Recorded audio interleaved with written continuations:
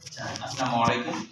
শান্ত biology থেকে সবাইকে স্বাগত জানাচ্ছি। আজকে আমরা ম্যালেরিয়া পরজীবীর এটা শুরুর আগে একটা গল্প শুনবো। হ্যাঁ, তো এই গল্পটা আশা করি এই গল্পের মাধ্যমে তোমাদের এই টপিকসটা ইজি হয়ে যাবে। টপিকসটা আর কঠিন মনে হবে না। মাইন্ড খেয়াল করো। হ্যাঁ, যে ম্যালেরিয়া পরজীবী আগে গত দিন ক্লাসে আমরা বলছি ম্যালেরিয়া পরজীবী হলো এককোষী এবং হ্যাপ্লয়েড জীব, তাই না? এককোষী এবং হ্যাপ্লয়েড জীব। এই এককোষী হ্যাপ্লয়েড জীব এরা দুইটা পোষক দেহে থাকতে পছন্দ করে, একটা হলো মানুষ আর একটা হলো মশকি। তো কিভাবে মানুষের দেহে আসে? প্রথমে মশকির লালাগ্রন্থিতে এরা থাকে। মশকির লালাগ্রন্থিতে এরা থাকে। তো কোনো মশকি মানে স্ত্রী মশা, কোনো স্ত্রী মশা আমাদের যখন কামড়ায়, পুরুষ মশা কিন্তু আমাদের কামড়ায় না, স্ত্রী মশা আমাদেরকে কামড়ায়। কারণ স্ত্রী মশার ডিম পরিস্ফুটন করতে গেলে তার দরকার হচ্ছে যে আমাদের রক্ত খাইলে এই রক্তের মধ্যে এমন এমন প্রোটিন আছে যে প্রোটিনগুলো তার ডিমকে পরিস্ফুটন করতে পারে। তো এই কারণে তারা শুধু ডিম পরিস্ফুটনের জন্য যে আমাদের রক্ত খায় তা না, তাদের ক্ষুধা নিবারণও করে আমাদের রক্ত, এবং মেরুদণ্ডী প্রাণীর রক্ত দিয়েও তারা ক্ষুধা নিবারণ করে এবং তাদের ডিম পরিস্ফুটন করে। তো এখন কোনো মশকি যখন আমাদেরকে কামড়ায়, তোমরা পাশাপাশি নোটও করবে, আমি কিছু নোট লিখবো, যে যখন আমাদেরকে কামড়ায় তখন কিন্তু সরাসরি আমাদের বসেই কিন্তু সুইটা ফুটায় না। দেখবে যে বসার পর সে কিন্তু প্রথমে করে কি একটু হাঁটাহাঁটি করে, কারণ সে আর কি আমাদের লোমকূপের গোড়াটা খুঁজে, কোথায় লোমকূপের গোড়া আছে। তো ওই গোড়াতে সে কি করে, যে সুইটা ফুটানোর আগে সে একটু লালা ফেলে। কেন লালা ফেলে? যে লালা ফেললে হয় কি আমাদের ওই জায়গাটা অবশ হয়ে যায় এবং 40 সেকেন্ড পর্যন্ত অবশ হয়ে থাকে। এই কারণে তখন দেখবা অনেক মশকি যখন আমাদের কামড়ায় দেখবে যে কোনো ব্যথা লাগে না, এরকম হয় না? মানে যে কোনো মশাই তোমার যদি লালা লোমকূপের গোড়ায় লালা খেলে তারপরে যদি সুই ফোটায় তাহলে তুমি একটু টের পাবা না। অনেক সময় দেখা যায় যে হঠাৎ চোখ পড়েছে তো মশা রক্ত খাচ্ছে, তাই না? কিন্তু ব্যথার জন্য না, চোখ পড়েছে তখন তুমি মেরেছো, দেখছো যে এক গাদা রক্ত, মানে কি ও এতক্ষণ ধরে খেয়েছে, তুমি কিন্তু টের পাবো না।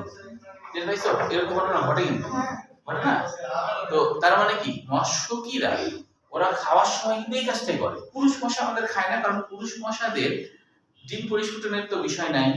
পুরুষ মশারা তারা হলো খাদ্য খাবারের পুষ্টি খায়, ওটা খেয়ে ওরা জীবন নিবারণ করতে পারে, বুঝতে পারছো? কিন্তু স্ত্রী মশা এদের কিন্তু দরকার আমাদের। তো তাহলে খাওয়ার আগে ওরা লালা দেয় কেন? যাতে করে আমরা ব্যথা যদি না পাই তাহলে তো মারবো না, তাই না? তাহলে ও আরামসে খাইতে পারবে না, আরামসে খাইবে, আমরা কিছু বলবো না। এই উদ্দেশ্যে কিন্তু সে আমাদের অবশ করার জন্য লালাটা ফেলে। কিন্তু ও জানে না আমাদের উপকার করতে, যে উপকার মানে কি আমরা যেন ব্যথা না পাই, আমাদের উপকার করতে যে ও কিন্তু আমাদের বিশাল ক্ষতি করে ফেলে। কারণ সে ম্যালেরিয়া পরজীবী আমাদের রক্ত রসে পাঠায় দেয়, তাই কিনা? আর এইটার কারণে আমরা যদি ওষুধ না খাই তারা আমাদের মৃত্যু নিশ্চিত। কিন্তু এখন ওষুধ আবিষ্কার হয়েছে, তাই ওষুধ খেলে আমরা বেঁচে যাই, কিন্তু ওষুধ না খেলে মৃত্যু নিশ্চিত হয়ে যাবে, বুঝতে পেরেছো? তারপরেও তো ম্যালেরিয়া পরজীবী ঢুকে রক্ত পরীক্ষা করে তো তারপরে জানা যায়, ততদিনে কিন্তু তোমার 12টা বাজায় দিবে। এটা এতই ভয়ঙ্কর একটা জীবাণু ম্যালেরিয়া পরজীবী, ঠিক আছে? তো এই ম্যালেরিয়া পরজীবী ওই লালা গ্রন্থিতে ছিল, তো তাই লালা দিয়েছে, তখন ম্যালেরিয়া পরজীবী আমাদের রক্ত স্রোতের মধ্যে চলে আসে। মশকির লালা গ্রন্থিতে 3,26,000, এগুলো এমসিকিউ, হ্যাঁ, 3,26,000 ম্যালেরিয়া পরজীবী থাকে। মশকির লালা গ্রন্থিতে 3,26,000 ম্যালেরিয়া পরজীবী থাকে। এর মধ্যে মাত্র এখন আমাকে তো হাতে রেখো, পরে বইয়েও পাবা, এর মধ্যে 10% লালা আমাদের রক্ত স্রোতে পাঠায়, আর যার জন্য আমাদের রক্তের মধ্যে 10% করলে 15,000 ম্যালেরিয়া পরজীবী চলে আসে। 3,26,000, হ্যাঁ, এর মধ্যে মশকির লালা গ্রন্থিতে থাকে 3,26,000, ঠিক আছে? 3,26,000 থাকে লালা গ্রন্থি। হ্যাঁ, লালা গ্রন্থি, মশকির লালা গ্রন্থিতে 3,26,000 থাকে। কিন্তু সে তো আর সব পাঠাতে পারে না, সব লালা তো আর পেলবে না, তাই কিনা? আমরা যখন থুতু ফেলি তখন মুখে সব থুতু কি বের হয়? একটু তো থাকেই মুখে, থাকে না? সেরকম ওরা যে লালা দেয়, এই লালা যখন দেয় তখন 10% ম্যালেরিয়া পরজীবী আমাদের রক্ত স্রোতে চলে আসতে পারে, বাকিটা ঠিক আছে। তো এই 10% যখন আসে, তো এই 10% করলে 15,000। হ্যাঁ বলো। মশকির লালা গ্রন্থির ভেতরে 3,26,000 কি থাকে? ম্যালেরিয়া পরজীবী ও, ম্যালেরিয়া পরজীবী এখন 15,000 রক্ত স্রোতে আসে। 15,000 রক্ত স্রোতে যখন আসে তখন ম্যালেরিয়া পরজীবীগুলো দেখতে কিন্তু এরকম হয়, দেখতে এরকম চোখা মাকু আকৃতির, এবং এই ম্যালেরিয়া পরজীবীর নাম তখন হয় স্পোরোজয়েড। স্পোরোজয়েড সবাই কিন্তু ম্যালেরিয়া জীবাণু, কিন্তু ম্যালেরিয়া জীবাণুর ভিন্ন ভিন্ন নাম আছে, এর কারণ আছে। যেমন ধরো সবাই আমরা মানুষ, কিন্তু তারপরে মানুষের ভিন্ন ভিন্ন নাম হয় না? যেমন ধরো শিশু, তরুণ তরুণী, তাই না, যুবক যুবতী, কিন্তু সবাই তো মানুষ নাকি, ঠিক না? সেরকম ভাবে ম্যালেরিয়া পরজীবী সবাই ম্যালেরিয়া পরজীবী, তবে প্রথম যখন রক্তস্রোতে আসে তখন তার নাম হয় স্পোরোজয়েড। এটা হলো একটা শিশু আকৃতির ম্যালেরিয়া জীবাণুর মতো অবস্থা, আমাদের যেমন শিশু আমরা এরকম। তো এই স্পোরোজয়েড গুলার একটা বিশেষ বৈশিষ্ট্য আছে। কি বৈশিষ্ট্য? যে স্পোরোজয়েডের বাইরের দিকে একটা শক্ত আবরণ থাকে, একটা শক্ত আবরণ থাকে। এই আবরণটাই আসলে স্পোর হিসেবে কাজ করে। স্পোর মানে শক্ত আবরণ, স্পোর মানে এর আগে কোনটা? ওই যে উপরে হচ্ছে 3,26,000 এর মধ্যে ও 3,26,000 এর মধ্যে 10% ম্যালেরিয়া পরজীবী আমাদের রক্তস্রোতে আসে। 10%-এ হয় হলো 15,000। 10% কত হয়? 15,000। বুঝতে পারো? আচ্ছা, এখন যেটা আমাদের রক্তস্রোতে আসলো, আচ্ছা লেখা না হলে আমাকে বলো, মানে কারণ এগুলো নোট গুলা খাতাতে করতে হবে, হ্যাঁ, পাশাপাশি ইনসিডেন্ট গুলো হয়ে যাবে। আচ্ছা, এখন কথা হলো এদের নাম ম্যালেরিয়া পরজীবী তো এরা, কিন্তু নাম স্পোরোজয়েড কেন হয়েছে? এরা ম্যালেরিয়া পরজীবী, কিন্তু নাম স্পোরোজয়েড কেন হলো? এর কারণটা কি? এর কারণটা হলো যে এই ম্যালেরিয়া পরজীবীর বাইরে স্পোর আছে, তাই বাইরে কি আছে? স্পোর আছে।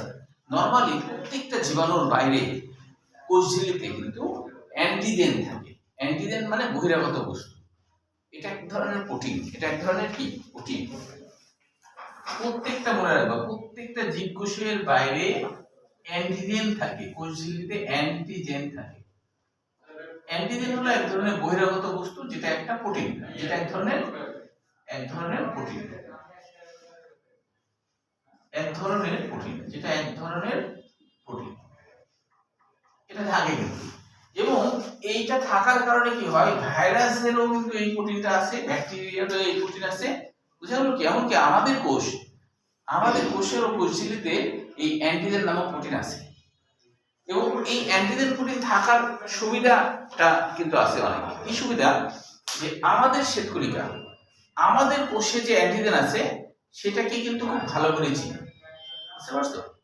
আমাদের কোষে যে অ্যান্টিজেন আছে আমাদের কোষগুলোতে, সেটাকে শ্বেতকণিকা খুব ভালো করে চিনি। সেই জন্য আমাদের শ্বেতকণিকা আমাদের কোষকে কিছু বলে না, কারণ জন্ম থেকেই চিনি এদেরকে। কিন্তু যখনই আমাদের শরীরে কোনো জীবাণু আসে, সেই জীবাণুর অ্যান্টিজেন তো ভিন্ন আকৃতির হয়, সব তো আর সেম হয় না। যেমন এমনকি আমাদের হার্টের কোষে যে অ্যান্টিজেন আছে, প্রোটিনটা আছে, সেটা দেখতে যেমন হয়, লিভারের কোষে অ্যান্টিজেন দেখতে তেমন না। আবার আমাদের হচ্ছে হাতে যে অ্যান্টিজেন যেমন আছে কোষগুলোর বাইরে, পায়ে তেমন না, সব ভিন্ন ভিন্ন। বুঝতে পারছো? তো কিন্তু সবগুলোকে আমাদের শ্বেতকণিকা চিনি। কিন্তু যখনই আমাদের শরীরে কোনো ভাইরাস ঢুকে, ওই ভাইরাসের বাইরেও অ্যান্টিজেন আছে, ওই অ্যান্টিজেন দেখে আমাদের শ্বেতকণিকা বুঝে এই হলো আমার দেহের অংশ না, তাই এটা বহিরাগত, তাই এটাকে ধ্বংস করতে হবে, তখন এটাকে ধ্বংস করে ফেলে। এই জন্য আমরা কিন্তু রোগ শোক থেকে বেঁচে যাই বেশিরভাগ সময়। এই যে এখন ধরো আমরা কেউই মনে করো আল্লাহর মতো অসুস্থ না, কেন? আমাদের শ্বেতকণিকা প্রতিনিয়ত ফাইট করতেছে। আমরা যখন নাক দিয়ে অক্সিজেন নিই, তখন কিন্তু প্রচুর বলা হচ্ছে, আমরা নাক দিয়ে যখন অক্সিজেন নিই, প্রত্যেকটা শ্বাস নেওয়ার সময়, একবার শ্বাস নেওয়ার সময় প্রায় 1 কোটি মতো জীবাণু আমরা ধ্বংস করে ফেলি, মেরে ফেলি। তার মানে কি, আমরা প্রতি শ্বাসের সময় আমরা প্রায় 1 কোটি জীবকে হত্যা করে ফেলি। জীব হত্যা মহাপাপ না? কিন্তু সেই কাজটাই কিন্তু আমরা করছি। বুঝতে পারছো? না, তুমি যদি চিন্তা করো আমি জীব হত্যা করবো না, তাহলে তোমার মরতে হবে। তার মানে তোমাকে বেঁচে থাকতে গেলে তোমাকে কিন্তু আবার জীব হত্যা করতে হবে, না তো বাঁচবা না, তাই না? তো ব্যাপারটা এরকম। তো এখন কিভাবে ধ্বংস হয়? ওই যে ওরা বহিরাগত বস্তু যেটা থাকে কোষঝিল্লিতে, ওইটা অচেনা, তখন শ্বেতকণিকা চিন্তা করে এটা তো আমি চিনি না, এটা কে, তাকে ধ্বংস করে ফেলে। সেনাবাহিনী থাকে না দেশের, সেনাবাহিনী অন্য পোশাকধারী যখন কেউ ঢুকবে তখন তো তাকে গুলি চালাবে, আর নিজের হলে কি গুলি চালাবে? চালাবে না। সেরকম আর কি। তো এখন ম্যালেরিয়া পরজীবী খুবই চালাক, সে তার অ্যান্টিজেনকে দেখতে দিবে না। এই যে বাইরে কালোটা, এটা তো স্পোর, কিন্তু আসলে তো সেই রকম এরকম, মানে এর গায়ের সাথে কিন্তু অ্যান্টিজেন আছে, কিন্তু এই অ্যান্টিজেনকে সে যেন দেখতে না পারে সেজন্য এর বাইরে একটা ছদ্মবেশ ধারণ করে থাকে, সে একটা ছদ্মবেশ ধারণ করে থাকে। এখন এইবার কিন্তু লালার মাধ্যমে রক্তস্রোতে যখন স্প্রে ঢুকে তখন শ্বেতকণিকা একে কিছুই বলে না, শ্বেতকণিকা একে কিছু বলে না। কেন বলে না? হ্যাঁ, কারণ ও যে অপরিচিত, সেই অপরিচিত জানতেই দিল না। তখন মনে করে এটা রক্তরসের মধ্যে কোনো প্রোটিন, কোনো খাবার জাতীয় কিছু, যেমন শ্বেতকণিকা খাবারকে কিছু বলবে না, ঠিক আছে, খাদ্য খাবার এটা কিছু বলবে না, বুঝতে পারলো? তো এই জন্য একে কিছুই বলে না, এই কিন্তু ডাটে ঘুরে বেড়াচ্ছে, বুঝতে পারছো? স্পোরোজয়েট ম্যালেরিয়া পরজীবী রক্তের মধ্যে এসে ডাটে ঘুরে বেড়াচ্ছে। এই সময় ঘুরে বেড়ায় কত সময় স্পোরোজয়েট? এটাও কিন্তু একটা এমসিকিউ। 30 থেকে 45 মিনিট ঘুরে বেড়ায়, মাঝের বই এটা আছে 30 থেকে 45 মিনিট ঘুরে বেড়ায়। আমার তার বই শুধু 30 মিনিট আছে, হ্যাঁ, 30 থেকে 45 মিনিট সে এরকম ঘোরাঘুরি করে। 30 থেকে 45 মিনিট রক্ত স্রোতের মধ্যে ঘোরাঘুরি করছে, বুঝতে পারছো? তো কিন্তু শ্বেতকণিকার পাশ দিয়ে চলে যাচ্ছে, কিন্তু তাও শ্বেতকণিকা কিছু বলছে না, কারণ ও তো ছদ্মবেশ ধরে আছে, বুঝলি? গোয়েন্দার মতো অবস্থা, যার জন্য শ্বেতকণিকা কিন্তু কিছুই বলছে না, তাই না? এখন 30 থেকে 45 মিনিট যখন এরকম ঘোরাঘুরি করে, এক পর্যায়ে কি হয়, স্পোরোজয়েট দেখে যে একটা জায়গা থেকে খুবই ভালো ভালো খাদ্য খাবারের গন্ধ পায় সে, কারণ সে তো জীবাণু, সে তো জীব, তার তো খিদা লাগবে, তাই না? সে ক্ষুধা অনুভব করে এবং সে যকৃতের মধ্যে থেকে কিছু রাসায়নিক পদার্থ, যকৃতের মধ্যে কিন্তু যাবতীয় বিক্রিয়া ঘটে, অনেক বিক্রিয়া ঘটে, তাই কি না? তো এই অনেক বিক্রিয়া ঘটলে ওই বিক্রিয়ার কিছু উপাদান রক্তস্রোতেও আসে মাঝে মধ্যে। তো ওই জিনিসগুলোর প্রতি স্পোরোজয়েট উদ্দীপ্ত হয়। এই উদ্দীপ্ত হওয়ার প্রক্রিয়াকে বলে কেমোটক্সিস। এটাকে বলে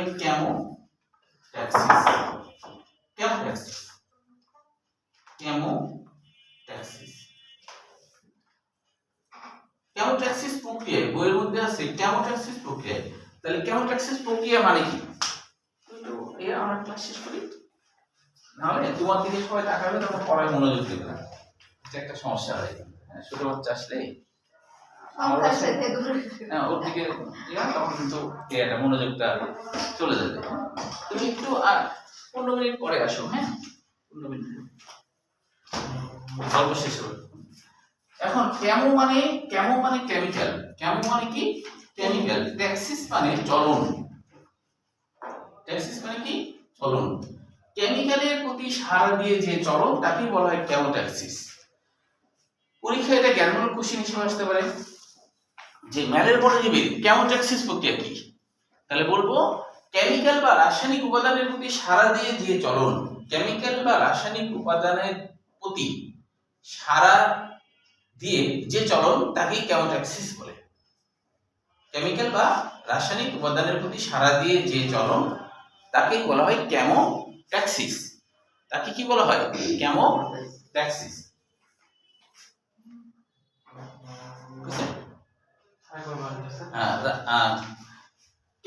রাসায়নিক উপাদানের প্রতি, ম্যালেরিয়া পরজীবীর রাসায়নিক উপাদানের প্রতি সাড়া দিয়ে যে চলন, ম্যালেরিয়া পরজীবী ব্র্যাকেটে লেখো স্পোরোজয়েট, ম্যালেরিয়া পরজীবী ব্র্যাকেটে লেখো স্পোরোজয়েট। তাহলে ম্যালেরিয়া পরজীবীর রাসায়নিক উপাদানের প্রতি সাড়া দিয়ে যে চলন তাকেই বলা হয় কেমোট্যাক্সিস। প্রসঞ্জিৎ হয়েছে লেখা?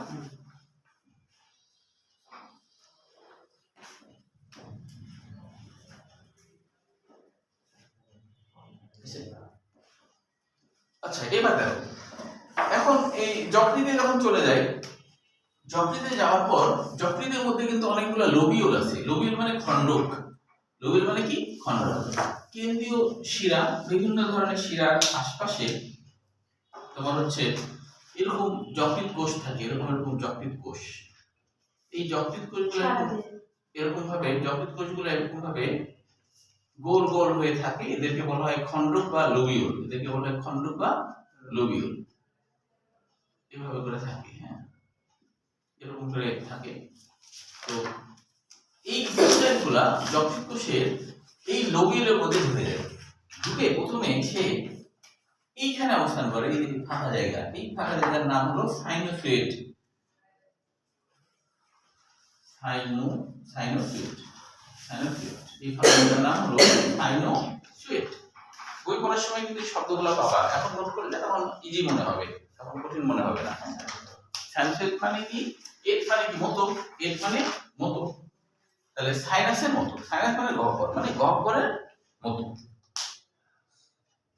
মানে হলো গহ্বরের মতো। এটা হলো সাইনোসুয়েট। সাইনোসুয়েট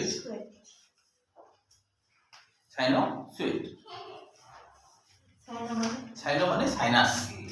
সাইনাস মানে হলো গহ্বর। সাইনাস মানে কি? গহ্বর। এর মানে মতো, মানে কি? গহ্বরের মতো, মানে ফাঁকা জায়গার মতো। এটা ফাঁকা জায়গা। তো এই গোটা লাল জিনিসটাকে কিন্তু লোবিউল বলা হয়। গোটা লাল অংশটাকে বলা হয় লোবিউল। লোবিউল মানে খন্ড। লোবিউল মানে খন্ড। এরকম অনেক খন্ডক আছে যকৃতের মধ্যে, হ্যাঁ, এরকম অনেক খন্ডক। এর এর এই পাশে আবার আরেকটা খন্ডক, এর এখানে আরেকটা খন্ডক, এরকম অনেক খন্ডক আছে। এই খন্ডকগুলোর মধ্যে স্প্রোজয়েড চলে আসে, এসে ফাঁকা জায়গায় অবস্থান করে। ফাঁকা জায়গায় যখন অবস্থান করে, তখন প্রাথমিক অবস্থায় ফাঁকা জায়গায় সে অনেক সময় চুপচাপ থাকে, কোনো আক্রমণ করে না, কিছু করে না, এরকম থাকতে পারে। বলা হচ্ছে 20 বছর পর্যন্ত সে চাইলে থাকতে পারে। তবে সাধারণত অত সময় মানে ইয়ে করে না, 2-1 দিনের মধ্যে আক্রমণ শুরু করে দেয়। আচ্ছা, এখন এই স্প্রোজয়েড গুলা এবার যকৃৎ কোষ খাইতে শুরু করে দেবে। তো যকৃৎ কোষ যখন খাবে, যকৃৎ কোষ খেয়ে সে কিন্তু যকৃৎ কোষের মধ্যে, ধরো এই তো আছে, এই কোষের মধ্যে ঢুকছে, ধরো এটা হলো যকৃৎ কোষ। যকৃৎ কোষের মধ্যে যখনই ঢুকবে, তখন কিন্তু এই ধরো যকৃৎ কোষের মধ্যে ঢুকতেছে, যখনই যকৃৎ কোষের মধ্যে ঢুকবে, তখন কিন্তু চেহারা চেঞ্জ হয়ে যাবে। কারণ কি? কারণ হলো স্প্রোজয়েড যখন যকৃৎ কোষের মধ্যে ঢুকে, তখন যকৃৎ কোষের সাইটোপ্লাজমে এমন এমন কিছু এনজাইম আছে, ওই এনজাইমের কারণে ওর যে স্পোর আছে না, স্পোরগুলো ভেঙে যায়, ভেঙে মুক্ত হয়ে যায়।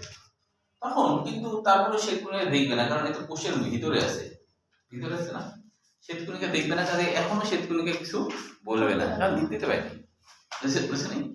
এখন মনে করো কথা যে যে ভারত, মনে করো রাজশাহী ওই পারে তো ভারত, মনে করো ভারত আচমকা আক্রমণ করছে, মনে করো আক্রমণ করে ধরো আমাদের বিল্ডিং এ ঢুকে গেছে, তাহলে আর্মিরা কি জানতে পারবে? জানতে পারবে না, তাই না? ফোন দিয়ে বলতে জানবে, ফোন নাম্বার তো নাই, জানতে পারবে, কেউ ফোন দিয়ে বলবে, তাই না? তাহলে হচ্ছে কি প্রাথমিক অবস্থায় জানতে পারবে না। তো শীতকণিকা এরকম যে প্রাথমিক অবস্থায় জানতে পারবে না, কোষের মধ্যে ঢুকছে, ঢুকার পরে কি হবে? ঢুকার পরে যকৃৎ কোষের পুষ্টি খাবে। তাহলে যকৃৎ এর মধ্যে ঢুকে যকৃৎ কোষের পুষ্টি খেয়ে যে বংশ বিস্তার করা, সেই বংশ বিস্তার করাকেই বলা হয় হেপাটিক সাইজোগনি। হেপাটিক মানে কি? হেপাটিক মানে বলতো যকৃৎ, হ্যাঁ ঠিক আছে, সাইজোগনি, হেপাটিক সাইজোগনি। হেপাটো মানে যকৃৎ, আর সাইজোগনি মানে কি? সাইজোগনি মানে অযৌন জনন, অযৌন জনন। কারণ এখানে কিন্তু কোনো যৌন জনন ঘটাচ্ছে না, কোনো যৌন জনন ঘটাচ্ছে না, জাস্ট কোষের মধ্যে ঢুকছে, ঢোকার পরে বংশ বিস্তার করা শুরু করে দিচ্ছে, তাই কি না? স্প্রোজয়েড যখন সাইজোগনি, হ্যাঁ গনি, এটার নাম ছিল স্প্রোজয়েড, এটার নাম ছিল স্প্রোজয়েড। কিন্তু যখন এই ভিতরে ঢুকে এর স্পোর ভেঙে যায়, তখন এর নাম আর স্প্রোজয়েড হয় না, তখন এর নাম চেঞ্জ, এর নাম হয় তখন কিপ্টোজয়েড। কিপ্টোজয়েড এর নাম হয় তখন কিপ্টোজয়েড। কিপ্টো মানে লুকায়িত, কিপ্টো মানে লুকায়িত, লুকায়িত, যেহেতু লুকায় লুকায় কাজটা চালাচ্ছে, তো তাই এর নাম কি? লুকায়িত, তাই এর নাম কি? লুকায়িত। ক্রিপ্টো মানে লুকায়িত, আর একটা আর একটা হলো ক্রিপ্টোজয়েট। স্পোরোজয়েট তো আগে বলেছি। আর একটা কোনটা?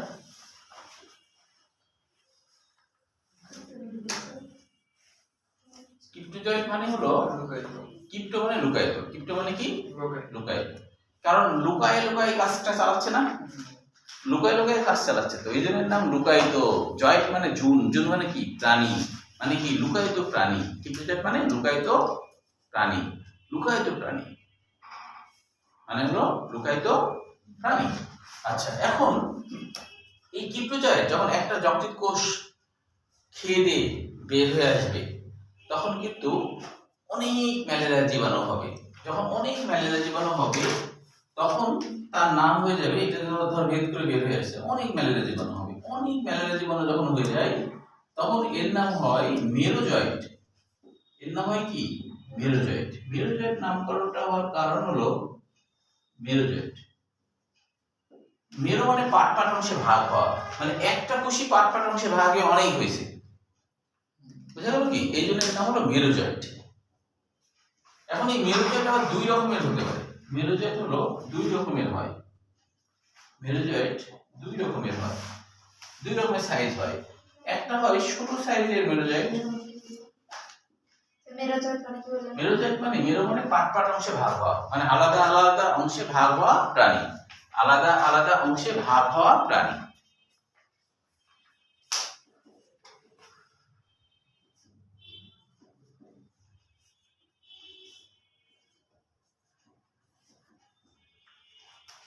একটার নাম হবে মাইক্রোক্রিপ্টোমেরোজয়েট, মাইক্রোক্রিপ্টোমেরোজয়েট, ক্রিপ্টোমেরোজয়েট, মেরোজয়েট, মাইক্রোক্রিপ্টোমেরোজয়েট। আর একটার নাম হলো ম্যাক্রোক্রিপ্টোমেরোজয়েট, ম্যাক্রোক্রিপ্টোমেরোজয়েট, ক্রিপ্টোমেরোজয়েট।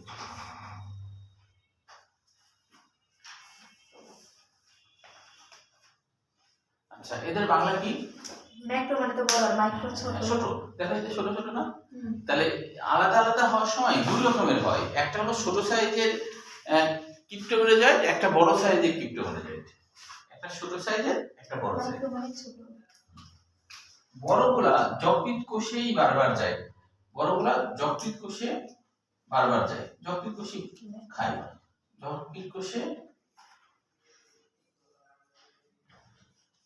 যকৃৎ কোষে বারবার। দেখেন স্যার, আপনি বলো। পড়াচ্ছেন আর বয়স দিয়ে শিশু আছে। ও আচ্ছা, মানে প্র্যাকটিক্যাল দেখাচ্ছে, প্র্যাকটিক্যাল দেখাচ্ছে, অথবা মশার কথা বলছি বলেই তো খেলে গেছে যে আমার কথা কেন বলা হচ্ছে, তাই না? কি সুন্দর করে বসে আছে, কথা শুনে অজ্ঞান হয়ে গেছে নাকি? ইন্তেকাল করেছে, জানাজার ব্যবস্থা করা হোক। কিন্তু এরা লোহিত কণিকায় আক্রমণ করে, লোহিত কণিকায় কারা? এই যে ছোটগুলা বলে না, ছোট সাপের বিষ বেশি, বড়গুলা কোথায়? যকৃতেই বারবার আক্রমণ করে, আর ছোটগুলা লোহিত কণিকায় চলে আসে, চলে আসে ও আক্রমণ করে, ও আক্রমণ করে।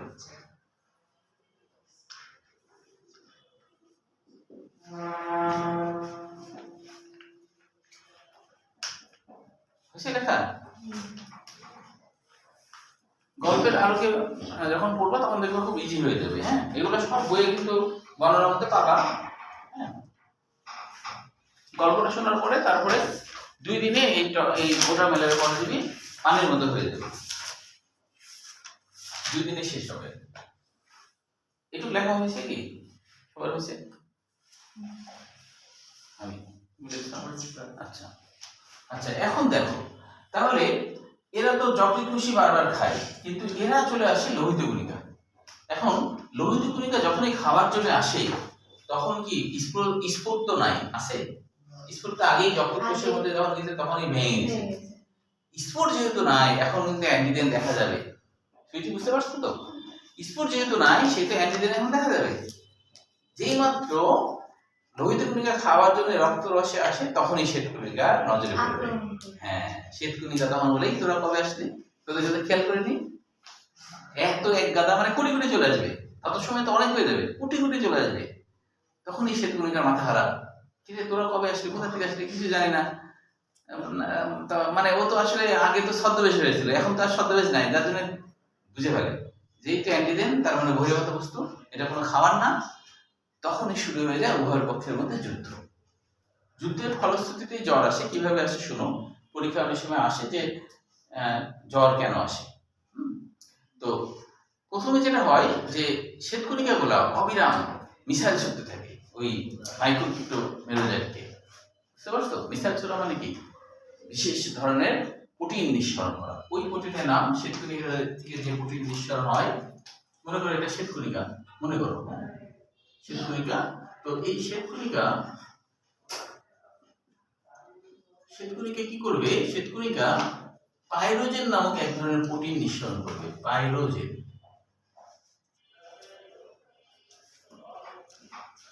যে পাইরোজেনটা এমন এক ধরনের প্রোটিন যারা ম্যালেরিয়া পরজীবীর কোষ ঝিল্লি কে ক্ষতবিক্ষত করে ফেলবে, মানে কি নষ্ট করে ফেলার উপক্রম করবে, যদিও নষ্ট হবে না, নষ্ট করার উপক্রম হবে আর কি, কিন্তু নষ্ট হবে না।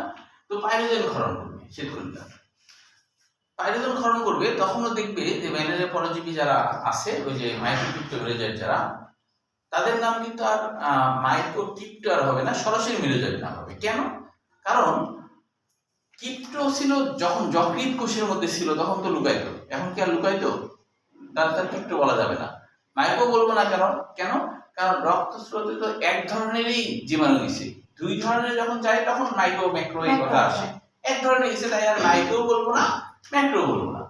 যেমন কোনো বাড়িতে যদি একটাই মেয়ে থাকে বা একটাই ছেলে থাকে, তখন কি সে বলে যে আমি হলো বাড়ির ছোট ছেলে, বা আমি বাড়ির বড় মেয়ে বলে? এটা বলতে পারে, কিন্তু হচ্ছে যে ছোট ছেলে বড় ছেলে এই কথা কি আসে? সেই জন্য এই জিনিসটার নাম কিন্তু যখন লোহিত কণিকা খাইতে যায় তখন কিন্তু ওর নাম শুধু একটু হয় মেরোজয়েড, বুঝছো? তো মেরোজয়েডের সাথে হাইট, মেরোজয়েড চুপ করে বসে থাকে না, ওইও তখন পাল্টা আক্রমণ করে শ্বেতকণিকাকে, বুঝতে পারছো? যে শ্বেতকণিকার পাল্টা আক্রমণ কিভাবে হয়, মেরোজয়েড যখন লোহিত কণিকা খায়, লোহিত কণিকার মধ্যে যখন মেরোজয়েড ঢুকে, মনে করো যে এটা লোহিত কণিকার মধ্যে যখনই লোহিত কণিকার মধ্যে ঢুকে, তখনই এই আকৃতিতে অনেক বড় সড়ো হয়ে যায়। যখন আকৃতিতে অনেক বড় সড়ো হয়ে যায়, তখন এর নাম হয় ট্রোফোজয়েড। লোহিত কণিকা ভেঙে বের হয়ে আসে ট্রোফোজয়েড। ট্রোফোজয়েড নামকরণটা হয়েছে এই কারণে, ট্রোফো মানে পুষ্টি। যখন ম্যালেরিয়া জীবাণু অনেক পুষ্টি সংগ্রহ করে, অনেক পুষ্টি খাইতে পারে, তখন এর নাম হয় ট্রোফোজয়েড। এই ট্রোফোজয়েডে থাকে হিমোজয়েন নামক রাসায়নিক উপাদান। হিমোজয়েন গুলা শ্বেতকণিকাকে মারার জন্য ব্যবহার করে। কে ব্যবহার করে? ম্যালেরিয়া জীবাণু ট্রোফোজয়েড শ্বেতকণিকাকে মারার জন্য ব্যবহার করে। তখন শ্বেতকণিকা চিন্তা করে, এই সর্বনাশ, আমরা তোদেরকে মারছি, তোরা আবার কি আমাদেরকে মারছিস, তাহলে দাঁড়া শূন্য সংখ্যা বাড়ায়নি। তখন শ্বেতকণিকা, যেহেতু শ্বেতকণিকার নিজস্ব নিউক্লিয়াস আছে, তাই শ্বেতকণিকা কি করবে, মাইটোসিস বিভাজন ঘটাবে, ঘটায় অনেক হয়ে যাবে। 1 মিলিমিটার রক্তে শ্বেতকণিকার সংখ্যা তখন স্বাভাবিক অবস্থা 1 মিলিমিটার রক্তে 5000 থেকে 6000 থাকে। জীবাণু ঢুকলে, যে কোনো জীবাণু, ম্যালেরিয়া পরজীবী বলে না, যে কোনো জীবাণু ঢুকলে, হ্যাঁ একটু পড়া শেষ করি, হ্যাঁ, তারপরে সবার সাথে গল্প করে নিই। হ্যাঁ, না গল্প করতে আমি বলবো না, যে সবাই যেন বসে থাকি, গল্প যেন করে আর কি। হ্যাঁ, এই তোমরা কেউ যায় না, হ্যাঁ, ওর সাথে গল্প করে তারপরে যাবা, ছুটি হলে চলে যাবে না। হ্যাঁ,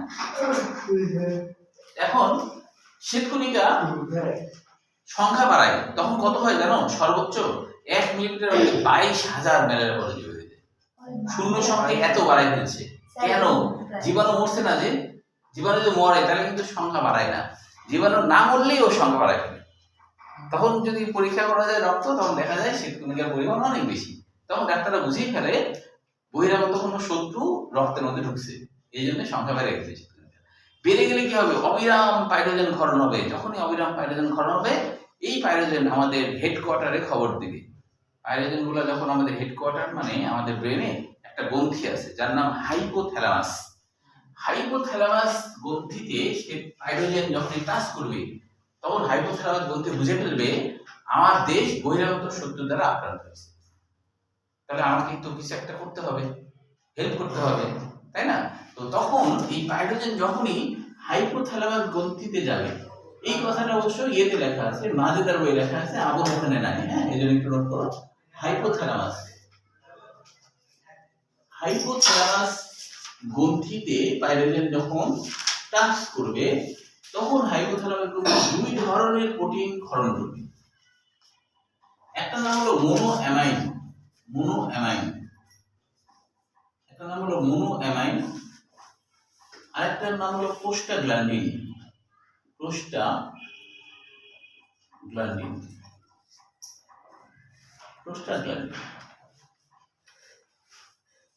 দুই ধরনের অস্ত্র সরবরাহ করবে। কেন? বহিরাগত শত্রু দ্বারা আক্রান্ত হচ্ছে দেশ, যদি মনে করো রাজশাহী আক্রান্ত হয় তাহলে তখন হেডকোয়ার্টারে জানাবে, তাই না? যদিও রাজশাহীর হেডকোয়ার্টার হলো আসলে বগুড়া ক্যান্টনমেন্টে জানাবে যে আমরা এরকম আক্রান্ত হয়েছি, তাহলে একটু শূন্য পাঠান, তখন বগুড়া ক্যান্টনমেন্ট থেকে অস্ত্র সহ সেনাবাহিনী চলে আসবে। দুই ধরনের প্রোটিন ক্ষরণ করে, একটা মোনোঅ্যামাইন, একটা হলো প্রোস্টাগ্ল্যান্ডিন। মোনোঅ্যামাইন আর প্রোস্টাগ্ল্যান্ডিন। মোনোঅ্যামাইনের কাজ হলো সরাসরি জীবাণুকে ধ্বংস করার চেষ্টা করা, ঠিক আছে? তাতে কিন্তু জীবাণু কিছুটা ধ্বংসপ্রাপ্ত হয়, কিন্তু এত বেশি জীবাণু সংখ্যা হয়ে যায় সব জীবাণু তার মারা যায় না। কিন্তু প্রোস্টাগ্ল্যান্ডিন এই সব থেকে জীবাণু ধ্বংসে গুরুত্বপূর্ণ ভূমিকা পালন করে। প্রোস্টাগ্ল্যান্ডিনের কারণে আমাদের জ্বর আসে। কিভাবে আসে এইটুকু খালি শুনে নাও। প্রোস্টাগ্ল্যান্ডিনের কারণে আমাদের জ্বর আসে। আমাদের যত রকমের জ্বর হয় সব কিছু মূলে আছে মোনোঅ্যামাইন আর প্রোস্টাগ্ল্যান্ডিন। আমাদের যত জ্বর আছে সব জ্বরের মূল কারণ হলো প্রোস্টাগ্ল্যান্ডিন। যে কোনো জ্বর হয় না, সব জ্বরের মেইন কারণ হলো প্রোস্টাগ্ল্যান্ডিন। এর কি এমন করে যার জন্য আমাদের জ্বর হয় বলতো?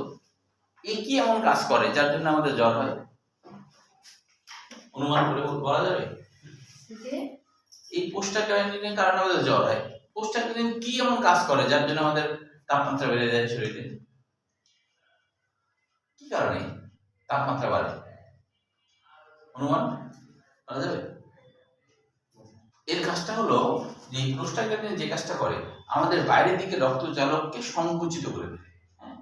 সংকুচিত করে ফেললে আমরা যে খাদ্য খাবার খাই তাপ উৎপন্ন হয়, ওই তাপটা বাইরে বের হয় না, আর তখন অবিরাম শরীর হিট হতে থাকে। ওই যে হিট হওয়া ওটাকে জ্বর আসা বলে। এখন হিট কেন করে? হিট এই জন্য করে গরমের ঠেলে যেন জীবাণুগুলো মরে যায়। বুঝতে কি? যে গরমের ঠেলে জীবাণু কি হবে যেন মরে যায়, অর্থাৎ হলো যে তাকে অস্বস্তির মধ্যে ফেলাই দেয়া। তো এখন বলা হচ্ছে ম্যালেরিয়া জীবাণু মরার জন্য ওর 109 ফারেনহাইট তাপমাত্রা লাগবে। তো এই প্রোস্টাগ্ল্যান্ডিন নিঃসরণ হতেই থাকবে এবং ক্রমেই আস্তে আস্তে 109 পর্যন্ত নিয়ে যাওয়ার চেষ্টা করবে, কিন্তু তার আগে আমরা মারা যাবো যদি ওষুধ না খাই। বুঝা গেল কি? তাহলে এখন থেকে বুঝবা যে কোনো জ্বর আসার মেইন কারণ হলো, প্রথম কারণ পাইরোজেন, দ্বিতীয় নম্বর কারণ হলো প্রোস্টাগ্ল্যান্ডিন। কারণ পাইরোজেন যদি এখানে যে খবর না দিত তাহলে এটা বের হতো না, বুঝতো? তাহলে এখানে কিন্তু দুইটা জিনিস, একটা হলো হেপাটিক সাইটোজেনিক, এখানে কিন্তু জ্বর আসে না, তাই না? লোহিত কণিকাতে যখন আক্রমণ করে তখন কিন্তু জ্বর আসে। লোহিত কণিকা আক্রমণ করাকে বলা হয় এরিথ্রোসাইটিক সাইটোজেনিক। এরিথ্রোসাইটিক সাইটোজেনিক মানে কি? এরিথ্রো মানে কি? লাল। এরিথ্রো মানে লাল, মানে লাল কোষ। লাল কোষের সাইটোজেনিক। সাইটোজেনিক মানে কি? অযৌন জনন। সাইটোজেনিক মানে অযৌন জনন। তার মানে মানব দেহে ম্যালেরিয়া জীবাণু শুধু অযৌন জনন ঘটে। এখন এই যে প্রপোজার যারা হয়েছে তারা কিন্তু পূর্ণবয়স্ক ম্যালেরিয়া জীবাণু, এদের কিন্তু বিয়ে শাদী করা শখ হবে, যেহেতু পূর্ণবয়স্ক হয়ে গেছে তাই এদের বিয়ে শাদী করা শখ হবে, কিন্তু ওরা যুদ্ধের ময়দানে বিয়ে শাদী করার সাহস পাবে না। যুদ্ধ চলছে, যুদ্ধের মধ্যে কি করে বিয়ে করবো? তাই এরা চিন্তা করে যে নিরাপদ একটা জায়গা খুঁজতে হবে যেখানে যে বিয়ে শাদী করবো, বয়স তো অনেক হলো, বিয়ে শাদী করতে হবে। বুঝতে গেল কি? তাহলে আর একটুখানি বাকি আছে, কিন্তু এটা নাহলে আগামী দিনে বলি। তাহলে তাহলে বিয়ের পর্বটা আমরা আগামী পরশু দিন শুনবো, হ্যাঁ।